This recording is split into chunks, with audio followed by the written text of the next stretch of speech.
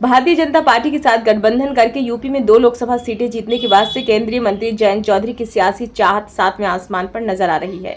उनकी पार्टी राष्ट्रीय लोकदल भाजपा के कहने पर हरियाणा विधानसभा चुनाव में तो नहीं उतरी है, लेकिन जम्मू और कश्मीर में जरूर भाग्य आजमा रही है। चौधरी आगे झारखंड विधानसभा चुनाव को लेकर भी संभावनाएं तलाश रहे हैं। राष्ट्रीय लोकदल जम्मू और कश्मीर की 10 सीटों पर चुनाव लड़ रही है। हालांकि यहाँ उसका भाजपा के साथ कोई गठबंधन नहीं हुआ है और अकेले चुनाव मैदान में है, लेकिन अब ये पार्टी झारखंड विधानसभा चुनाव भी लड़ने की योजना बना रही है, जिसके नवंबर में होने की संभावना है। झारखंड में चुनाव लड़ने की संभावनाओं को लेकर पार्टी सुप्रीमो जयंत चौधरी मंगलवार को रांची गए, जहां वे पार्टी की चुनावी संभावनाओं को तलाशने के साथ साथ भाजपा से गठबंधन में चुनाव लड़ने को लेकर भी पार्टी के वरिष्ठ नेताओं से चर्चा करने वाले थे। इससे पहले रालोद के राष्ट्रीय सचिव अनुपम मिश्रा की अगुवाई में पार्टी के एक शिष्टमंडल की भाजपा के उपाध्यक्ष और झारखंड की पार्टी के प्रभारी लक्ष्मीकांत वाजपेयी के साथ भी चुनाव पूर्व गठबंधन को लेकर बातचीत हो चुकी है। रालोद के एक वरिष्ठ पदाधिकारी के मुताबिक चीजें सही दिशा में बढ़ रही हैं और हम सकारात्मक नतीजों की उम्मीद कर रहे हैं।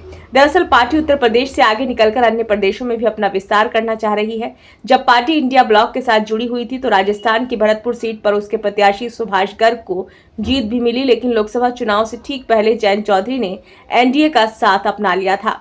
रालोद हरियाणा में भी विधानसभा चुनाव लड़ना चाहता था, लेकिन भाजपा के दबाव में वो वहां चुनाव नहीं लड़ सका। पिछले लोकसभा चुनाव में यूपी में रालोद ने एनडीए गठबंधन में रहकर बागपत और बिजनौर की सीटें जीती हैं। इससे पहले भाजपा ने 2014 और 2019 के लोकसभा चुनाव और 2017 के विधानसभा चुनावों में पार्टी का सूपड़ा साफ कर दिया था। हालांकि 2022 में इसे सपा के साथ गठबंधन में जबरदस्त फायदा मिला और ये 9 सीटें जीत गई, लेकिन लोकसभा चुनाव से पहले मोदी सरकार ने जयंत चौधरी के दादा पूर्व प्रधानमंत्री चौधरी चरण सिंह को भारत रत्न देने की घोषणा की, जिसके बाद वे पाला बदलकर एनडीए के खेमे में चले आए। जहां तक जम्मू कश्मीर की बात है तो रालोद नेताओं का कहना है कि उनकी पार्टी पहले भी एक सीट पर यहां चुनाव लड़ चुकी है, लेकिन तब तक उसने अपने चुनाव चिन्ह का इस्तेमाल नहीं किया था।